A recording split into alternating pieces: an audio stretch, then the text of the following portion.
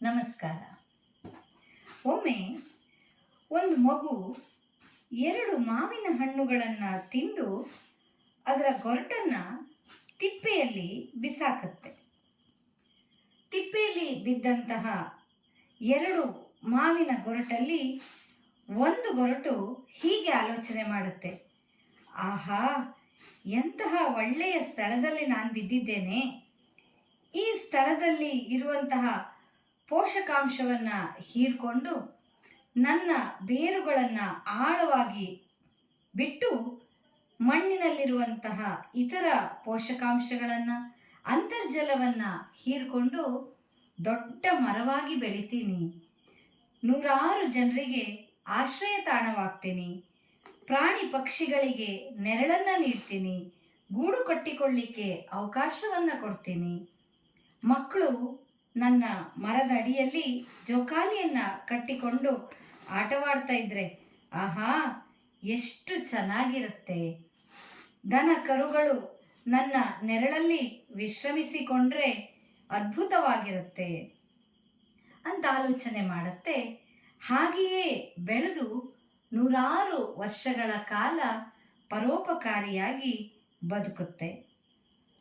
ಅದೇ ತಿಪ್ಪೆಯಲ್ಲಿ ಬಿದ್ದಂತಹ ಇನ್ನೊಂದು ಗೊರಟು ಹೀಗೆ ಆಲೋಚನೆ ಮಾಡುತ್ತೆ, ಛೇ, ಈ ಮಗುವಿಗೆ ಎಂತಹ ದುರ್ಬುದ್ಧಿಯಪ್ಪ, ಹೋಗಿ ಹೋಗಿ ನನ್ನನ್ನು ಈ ತಿಪ್ಪೆಯಲ್ಲಿ ಬಿಸಾಕಿದ್ದಾಳೆ.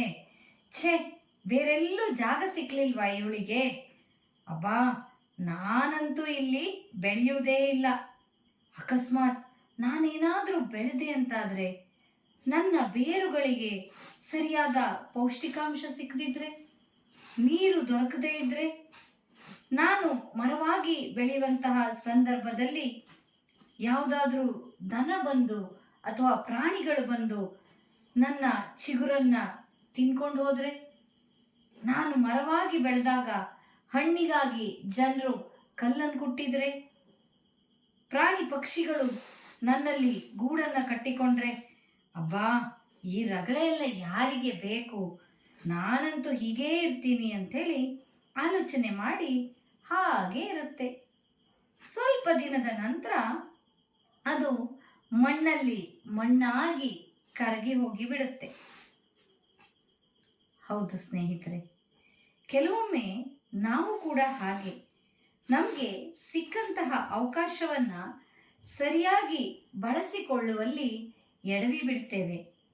ಹಾಗಾಗ್ಬಿಟ್ರೆ, ಹೀಗಾಗ್ಬಿಟ್ರೆ ಅಂಥೇಳಿ ಯಾವಾಗಲೂ ಋಣಾತ್ಮಕವಾಗಿಯೇ ಆಲೋಚನೆಯನ್ನು ಮಾಡ್ತಾ ನಾವು ಬೆಳೆಯುವುದೇ ಇಲ್ಲ.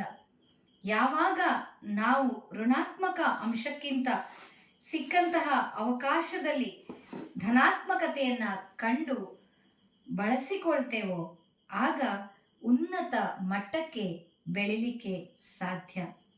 ಇವತ್ತು ಚರಿತ್ರೆಯಲ್ಲಿ ನಾವು ನೆನೆಯುತ್ತಿರುವಂತಹ ಹಲವಾರು ಗಣ್ಯ ವ್ಯಕ್ತಿಗಳು ಹೀಗೆ ದೊಡ್ಡವರಾಗಿ ಬೆಳೆದ್ರು, ಅವರ ಹೆಸರನ್ನು ಅಮರವಾಗಿಸಿಕೊಂಡ್ರು. ಈಗ ನಾವೇನಾಗಬೇಕು? ಆಯ್ಕೆ ನಮಗೆ ಬಿಟ್ಟದ್ದು. ಧನ್ಯವಾದ.